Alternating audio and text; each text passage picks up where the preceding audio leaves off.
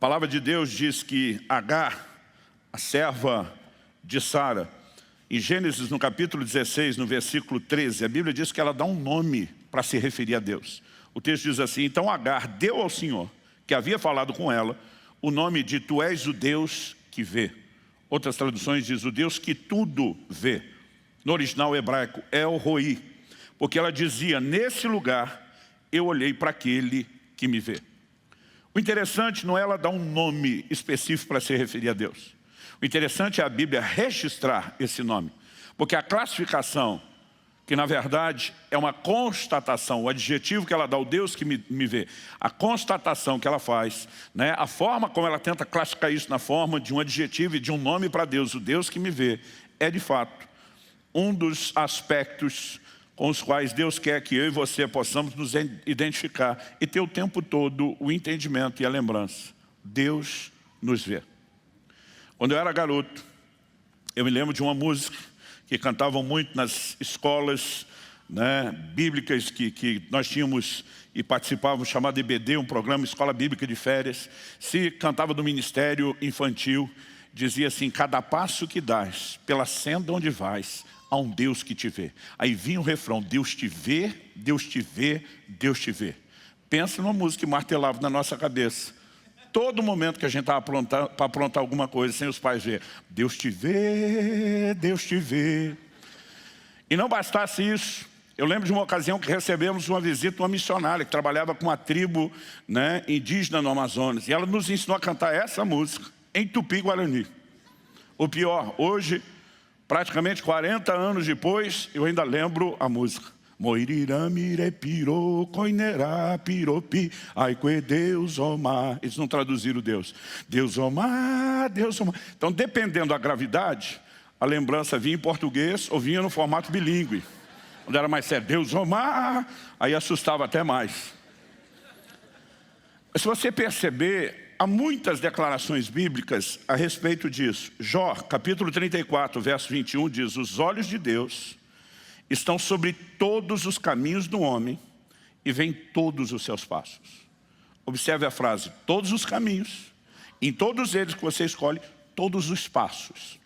Provérbios capítulo 5, verso 21, diz: porque os caminhos do homem estão diante dos olhos do Senhor, e Ele considera todas as suas veredas. Provérbios capítulo 15, verso 3, os olhos do Senhor estão em todo lugar, contemplando os maus e os bons. Deus está fiscalizando todo tipo de ação, porque todas elas, como veremos daqui a pouco, terá retribuição. A Bíblia diz em Hebreus, no capítulo 4, no versículo 13, não há criatura que não seja manifesta na sua presença, pelo contrário, todas as coisas estão descobertas e expostas aos olhos daquele a quem temos de prestar contas. Quando a Bíblia fala de tudo estar descoberto, exposto, manifestado, ou como diz outra tradução, das coisas estarem nuas e patentes aos olhos, não fala apenas aos olhos de Deus, mas aos olhos do Deus diante do qual eu e você teremos que prestar contas. A ideia e o conceito de um Deus que vê tudo sempre está relacionado e amarrado com o próximo aspecto que nós vamos falar, que tem a ver com a ideia e o conceito de juízo.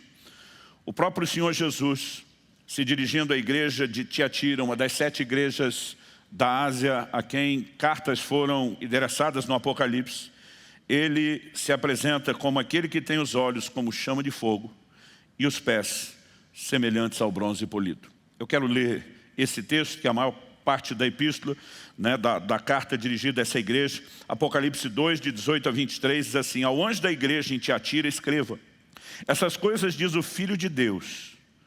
Então Cristo se posiciona dizendo: sou eu, que tenho os olhos como chama de fogo e os pés semelhantes ao bronze polido.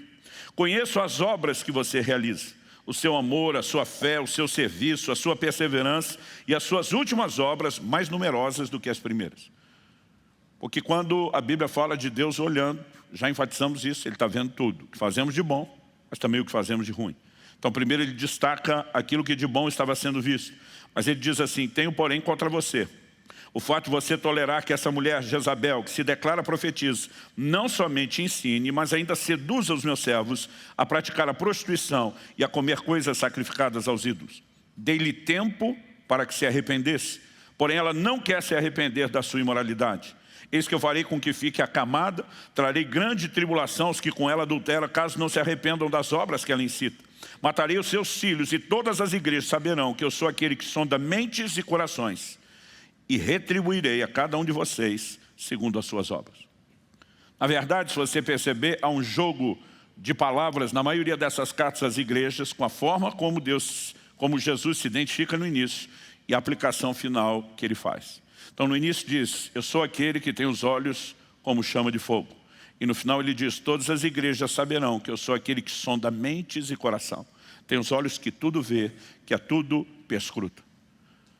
Depois, quando a Bíblia fala a respeito dos pés como de bronze, o bronze na tipologia bíblica fala de juízo. Quando a Bíblia fala dos seus pés, está falando da firmeza, do firmamento. Aliás, a Bíblia diz que a base do seu trono é a justiça e a equidade. Então ele diz, todas as igrejas saberão que eu sou aquele que sonda mentes e corações, olhos como chama de fogo, mas que eu também, juízo, retribuirei a cada um segundo as suas obras. Sejam as boas obras que merecem o galardão e a boa recompensa, seja aquilo que nós fazemos de errado e que atrairá juízo. Aliás, algo que merece ser destacado nessa frase é uma observação, acredito que é importante, porque eu vejo muita gente confundindo isso. Gente confundindo longanimidade com impunidade. São duas coisas bem distintas. Quando ele diz, dei-lhe tempo para que ela se arrependesse, isso não significa impunidade. Isso significa longanimidade, paciência da parte de Deus. Misericórdia, ele diz, eu estou dando oportunidade para que se arrependa, para que essa situação não se complique. Mas ele diz, como ela não quer se arrepender, o juízo virá. Então, longanimidade não pode ser interpretada como impunidade. Alguns que muitas vezes estão tropeçando e pecando, eles chegam à conclusão. Eles dão uma olhada em volta e eles concluem que imaginaram antes. Não deu nada, não. Mas eles estão confundindo o tempo da longanimidade, como se tivessem entrado num estado de impunidade. E Deus garante que não é desse jeito que as coisas funcionam. Depois de eu e você conseguimos compreender que a razão pela qual não podemos viver em função da vigilância dos homens, como falei em primeiro lugar, é porque, como destaquei em segundo, há um Deus que tudo vê, nós precisamos inevitavelmente ir à consequência, aquilo que a Bíblia apresenta como desdobramento do fato de Deus ver todas as coisas, que tem a ver com a forma como Ele não apenas vai julgar, mas como Ele também vai expor aquilo que nós fazemos. No Evangelho de Mateus, no capítulo 10, no versículo 26, Jesus nos garantiu, e nós sabemos que suas palavras são dignas de confiança. Ele diz assim, não há nada encoberto que não venha a ser revelado, nem oculto que não venha a ser conhecido. Jesus está dizendo, algumas coisas podem estar em segredo hoje, mas não há segredo garantido para sempre. Algo que eu e você precisamos entender como fato fundamental e inquestionável na Escritura. Não há sigilo que não será violado. Não há segredos que ficarão sem ser expostos. Aliás, o apóstolo Paulo, ele diz em Romanos 2,16, no dia em que Deus, por meio de Cristo Jesus, julgar os segredos das pessoas, de acordo com o meu evangelho. Ele está dizendo, Deus julgar não tem nada a ver com você ter um olhar simplesmente do Antigo Testamento, do tempo e do período da lei, como se o Deus da Antiga Aliança fosse diferente do Deus da Nova. Paulo diz, de acordo com o meu evangelho, se há algo inquestionável que acompanha o evangelho, é que Deus vai julgar os segredos das pessoas. Em Atos capítulo 24, versículo 25, a Bíblia diz que quando Paulo está testemunhando diante de Félix, governador romano, ele anuncia verdades ligadas à justiça, ao domínio próprio e ao juízo vindouro. Ele está pregando o evangelho. Ele está se dirigindo a um cara que nem se converteu, mas ele já está embutindo na pregação conceitos sobre juízo vindouro, porque isso não pode ser simplesmente separado, dissociado do evangelho que nós pregamos.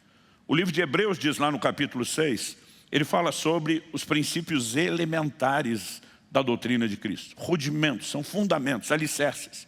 Ele destaca 6 coisas. Nessas 6, as 2 últimas são, ele fala da ressurreição dos mortos, e em último lugar, o juízo eterno.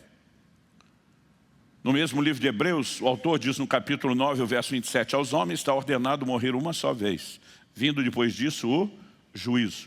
O juízo não é imediato à morte, mas depois da morte haverá ressurreição e o juízo acompanha a ressurreição. Como isso se dará? Falando de nós, os que nos convertemos, porque todos serão julgados, mas falando de nós especificamente, Paulo diz em 2 Coríntios, no capítulo 5 e no versículo 10, importa que todos nós compareçamos perante o tribunal de Cristo, onde cada um de nós receberemos tudo aquilo que fizemos por meio do corpo. Não importa se foram as coisas boas que merecem o galardão e a recompensa, ou se são questões que serão julgadas. Haverá um dia onde os segredos dos homens serão julgados. E eu e você precisamos, de fato, entender que isso está associado a esse caráter justo de Deus. O apóstolo Paulo, escrevendo aos Gálatas, ele diz, de Deus não se zomba. Em outra tradução, nós lemos, Deus não se deixa escarnecer. Então ele afirma, tudo quanto o homem semear, isso também ele vai colher. Tudo. Eu me lembro de uma situação muito específica, de uma história que eu acompanhei de perto. Não foi apenas de algo que alguém ouviu, alguém falar, que disse que o outro falou. Foi uma situação onde eu estava relativamente bem próximo de pessoas e de partes envolvidas. Um certo pastor, um certo ministro, ele havia caído, não uma vez, aquilo tinha um caráter de áreas de recorrência na sua área de tropeço, e de alguma forma aquilo que ele vinha fazendo foi comunicado à sua liderança, que o chamou para uma conversa. E diz, você não é apenas um crente que está começando, iniciando a caminhada. Você conhece a palavra, você prega a palavra. E você sabe que liderança é baseada e fundamentada no exemplo, que a nossa autoridade para viver onde estamos está relacionada não a termos alcançado um nível de perfeição, mas a podermos ser exemplo. Chegaram até nós informações de que você tem se envolvido em determinada área de pecado. E se isso é verdade, nós queremos te dar a oportunidade que você possa abrir o jogo, falar a verdade, se arrepender. Nós cremos em restauração, nós pregamos isso. Uma pessoa não é descartável porque tropeçou, mas não existe absolutamente nada que possa ser feito em prol dela, enquanto não há arrependimento. Nós lemos o texto, Jesus falando ao anjo da igreja de Tiatira, dê-lhe tempo para que ela se arrependa. Eu também vou colocar em tribulação os que com ela se envolveram, caso não se arrependam. Se você não se arrepender, o próprio Deus vai expor a situação, vai julgar você. Nós queremos te ajudar. E ele diz, eu não estou sabendo de nada do que vocês estão falando, não estou entendendo nada disso. Preocupado nessa altura, não com o caráter que lhe faltava, mas com a reputação, com medo da exposição daquilo que tinha acontecido. E tem algumas pessoas que, além de errar a primeira, elas conseguem continuar errando depois, porque não querem consertar o que fizeram de errado, preocupados com o que agora vão pensar delas. A Bíblia diz que Davi acaba cometendo um adultério com Batseba. Ele tenta fazer com que aquilo tudo seja protegido e aconteça de uma forma que ninguém tome conhecimento. Até que a mulher manda uma notícia para ele, estou grávida. Urias, marido de Batseba, está na linha de frente de batalha, permanecia meses fora de casa. Faria as contas e saberia que a criança não era dele.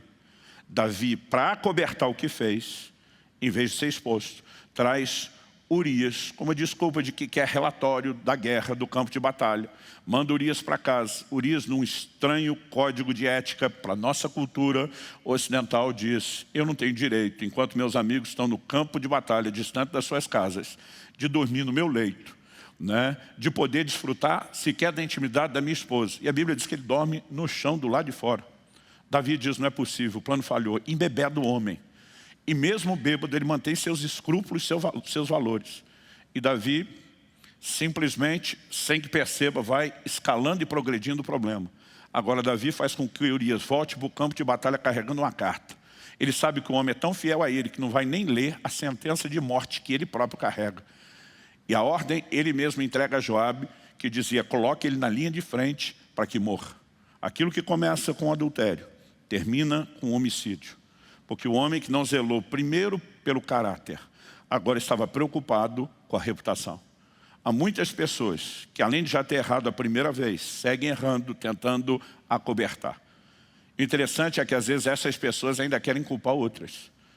Me lembro de uma situação específica, onde eu cheguei, na verdade, num comércio, não era nem uma visita pastoral.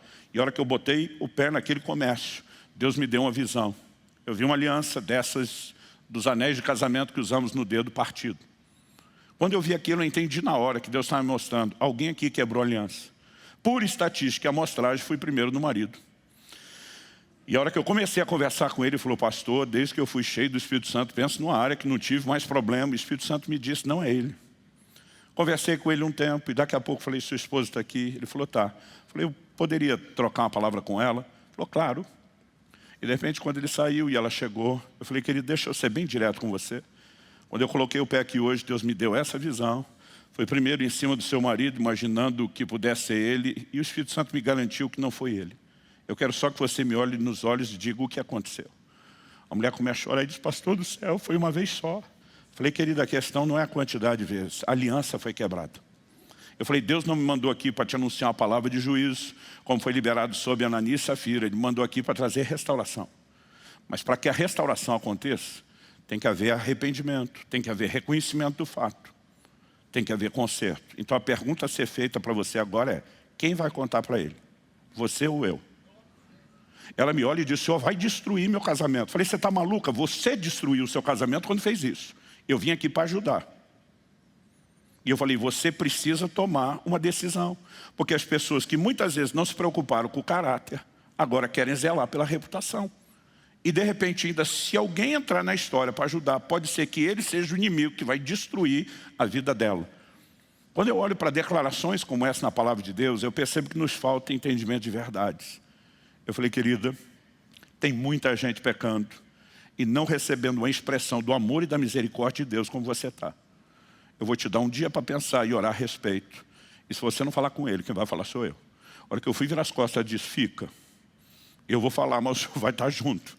O senhor vai ter que nos ajudar no processo. Sabe, algo que eu e você precisamos entender. O pecado é o grande problema. O Deus está tentando chamar o arrependimento e conserto não. Dá para entender a diferença? Agora, aquilo que eu e você não expomos e não consertamos hoje, vai ser exposto em outro momento.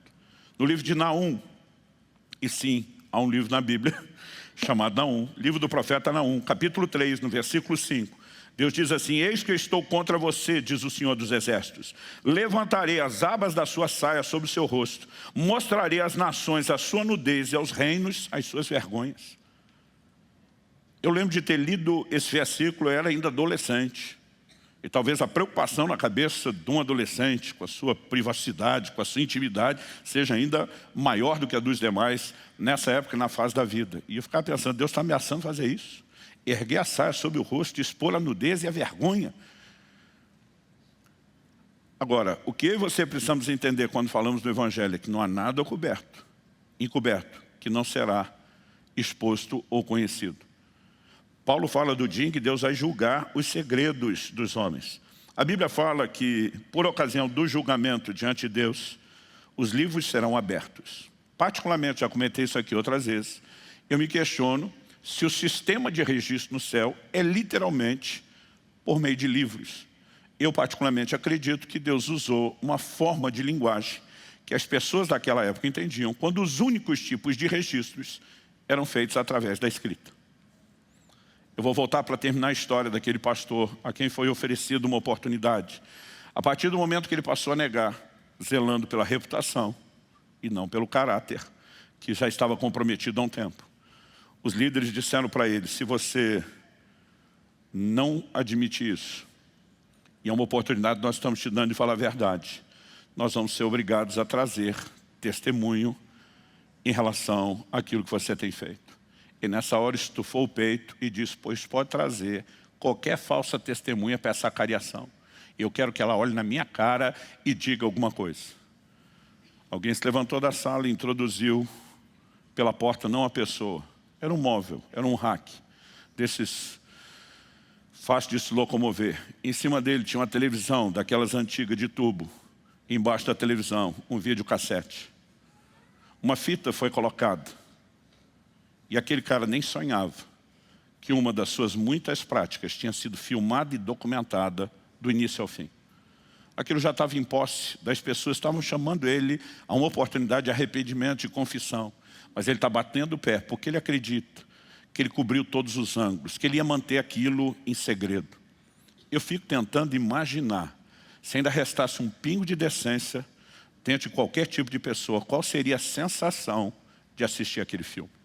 E por que eu estou falando a respeito dos livros? Eu não sei se nós que conhecemos hoje outros tipos de registros, se Deus fosse comunicar a mesma verdade do que nos aguarda, se em vez de apenas falar daquilo que está escrito nos livros, se a gente não pode imaginar que de repente alguns filmes serão expostos e exibidos.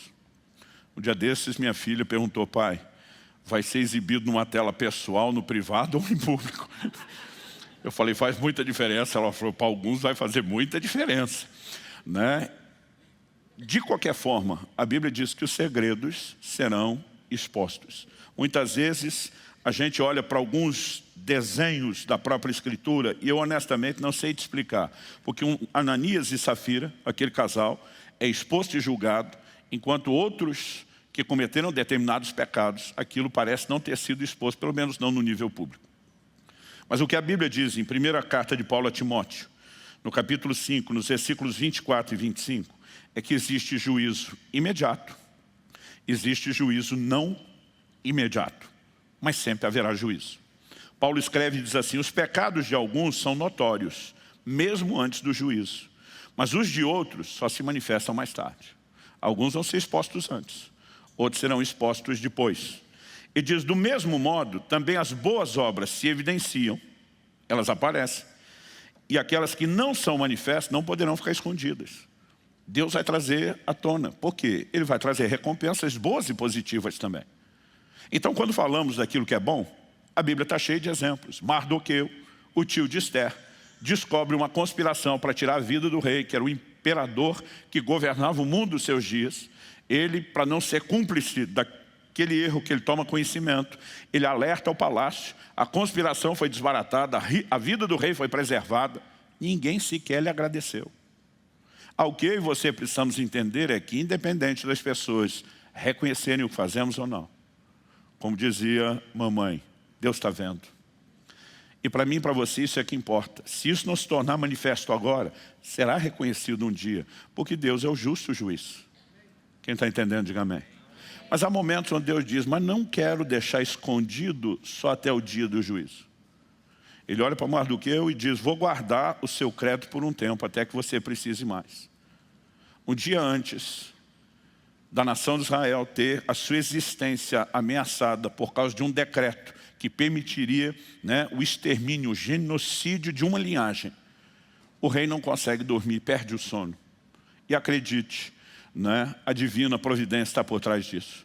Esse homem, numa época que não tinha televisão nem internet para se entreter à noite, pede a um dos seus servos que traga uma das crônicas do reino para ler. Fico imaginando, devia ser muito interessante. O tédio de não dormir tornava qualquer coisa interessante. E eu imagino aquele servo indo naquela prateleira cheia de muitos registros, e ele acha que ele está fazendo uma escolha aleatória. Mas a divina providência guia a mão desse cara. Ele simplesmente traz uma das crônicas e começa a ler. Qual era a história? Como Mardoqueu havia informado o palácio de uma conspiração contra o rei. A conspiração foi constatada, desbaratada, a vida do rei foi preservada. Depois de ler isso tudo, o rei pergunta: e o que é que fizeram para recompensar esse homem? O servo diz: não fizeram nada. Não, uma coisa dessa não pode ter ficado sem recompensa. Rei, se tivesse sido feito, estaria no registro. Não está no registro, não fizemos. É naquele momento que o rei diz: então nós temos que consertar o erro.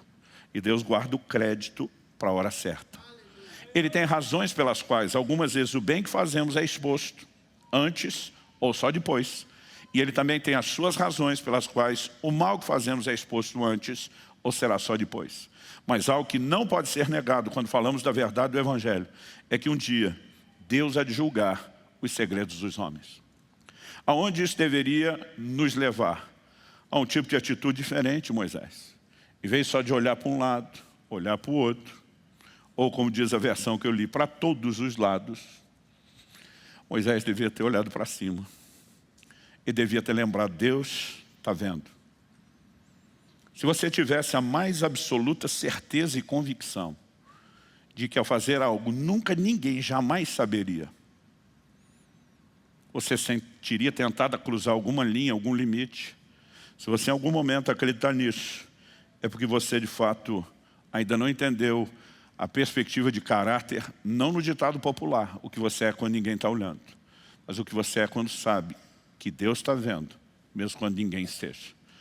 Sabe, eu e você precisamos entender esse volume de versículos. E acredito, eu estou resumindo o assunto. Não está aqui na Bíblia apenas para encher, para ganhar espaço e tornar o livro maior. Deus foi além da informação. Ele entra no nível de ênfase. E Ele quer que eu e você, mesmo os crentes que vivemos na nova aliança, que conheçamos a graça, possamos ser também tomados pelo temor do Senhor. O temor do Senhor é importantíssimo. Diz Paulo em 2 Coríntios 7:1, para aperfeiçoar a nossa santidade. E diz, aperfeiçoando a santidade no temor do Senhor. Deus não quer que nós saibamos que Ele está vendo e que vai retribuir tudo. Simplesmente, só para que a gente imagine que o prazer dele é fiscalizar. De alguma forma Ele quer que isso provoque em nós algum tipo de reação. E se eu e você aprendemos a viver com essa mentalidade, vai fazer toda a diferença no dia a dia, na maneira como nós caminhamos, na forma como nós nos conduzimos.